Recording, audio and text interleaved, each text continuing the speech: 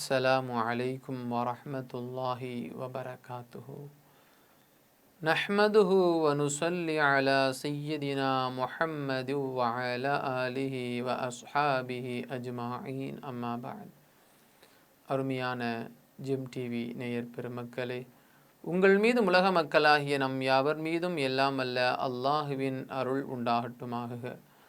இஸ்லாமிய நற்போதனைகளில் இன்றைய தினம் நாம் பார்க்கவிருப்பது வறுமையிலும் வாடாத தோழர்கள். ஹசரத் அபூ ஹுரைரா ரலியல்லாஹு அன்ஹு அவர்கள் அறிவிக்கக்கூடிய ஹதீஸ் புகாரியிலே பதிவு செய்யப்பட்டிருக்கிறது.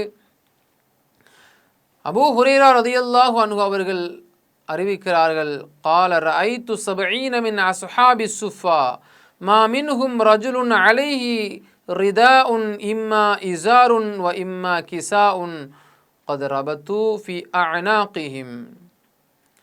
அஸ்ஹாபு சுஃபா என்று சொல்லப்படுகிற திண்ணை தோழர்களில் 70 நபர்களை நான் பார்த்திருக்கிறேன்.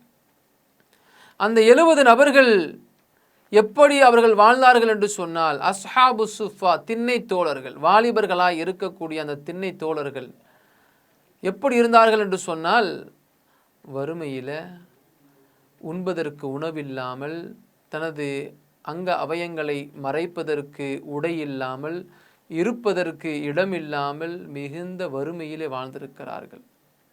அருமையான நேயர் பெருமக்களை கொஞ்சம் யோசித்து பாருங்கள். இன்றைக்கு நம்முடைய வீடுகளில் இருக்கக்கூடிய வாலிபர்கள், இளைஞர்கள், பெற்றோர்கள் சிரமப்படுவதை கொஞ்சமும் பாராமல் தான் சந்தோஷமாக உயர்ந்த ஆடைகளை அணிந்து நாம் என்ஜாய் பண்ண வேண்டும், நல்ல ஊர் சுத்தணும் என்ற சிந்தனையில் வாழக்கூடிய சில இளைஞர்கள் இருக்கிறார். எல்லாத்தையும் நம்ம குறை சொல்லக்கூடாது.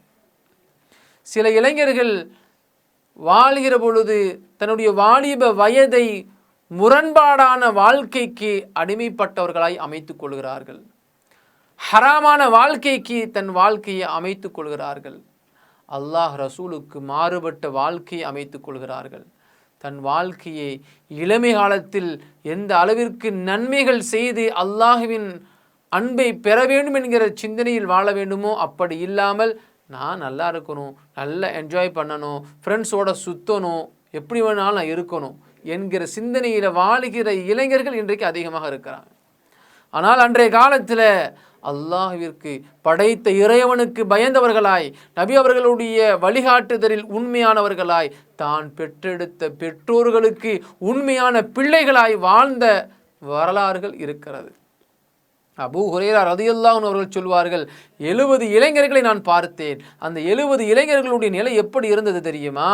அவர்களுடைய வேட்டி மேலாடை இருக்கிறது என்று சொன்னால் கீழாடை இல்லாமல் இருக்குமா, கீழாடை இருக்கிறது என்று சொன்னால் மேலாடை இருக்காதாம். அவர்களுடைய அந்த மர்ம உறுப்பை, அவர்களுடைய வெட்கஸ்தலங்களை மறைக்கின்ற ஆடை மட்டும்தான் அவர்களிடத்தில் இருக்கும். ஆனால் அவர்களிடத்திலே துடிப்பு இருந்தது, அவர்களிடத்திலே வேகம் இருந்தது. அல்லாஹுடைய ரசூலுக்கு நாம் மாற்றம் செய்துவிடக்கூடாது.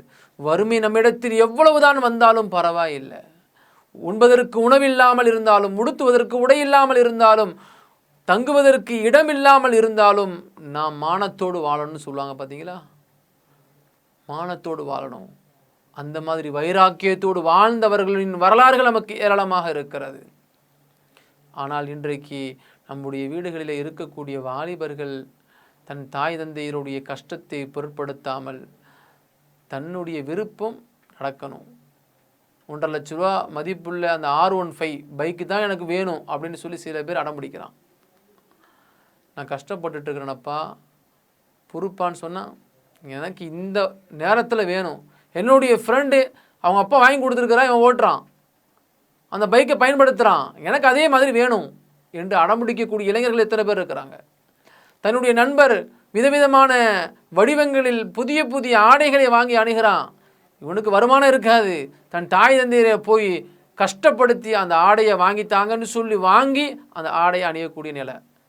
இப்படி கஷ்டங்கள் தெரியாமல் சுகபோகமான வாழ்க்கையை மட்டுமே வாழணும்னு சில பேர் இருக்கிறாங்க. சோம்பேறிகளான சில இளைஞர்கள் இருக்கிறாங்க. அவர்களை நபிகள் நாயகம் ஸல்லல்லாஹு அலைஹி வஸல்லம் அவர்கள் கண்டிக்கிறார்கள். உங்கள் வாலிபத்தை நீங்கள் முறையாக பயன்படுத்தி கொள்ளுங்கள். உங்களுடைய வாலிபம் இருக்கிறதே அந்த வாலிபத்திலே நீங்கள் உண்மையானவர்களாய், நன்மையை சேமிக்கக்கூடியவர்களாய், நற்குணம் உள்ளவர்களாய் நீங்கள் உங்கள் வாழ்வை நீங்கள் அமைத்து கொள்கிற பொழுது அந்த இடத்துல என்னுடைய துஆவும் கிடைக்கிறது. முஹம்மது ரசூலுல்லாஹி ஸல்லல்லாஹு அலைஹி வஸல்லம் அவர்கள் சொல்வார்கள், அல்லாஹ்வுடைய அன்பும் கிடைக்கிறது. எந்த இளைஞன் வாலிப பருவத்திலே உண்மையானவனாய் நல்லவனாய் வாழ்கிறானோ அவனுக்கு உயர்ந்த சுவர்க்கத்திலே அல்லாஹ் இடத்தை தருகிறான் என்று ஸல்லல்லாஹு அலைஹி வஸல்லம் அவர்கள் கூறியிருக்கிறார்கள்.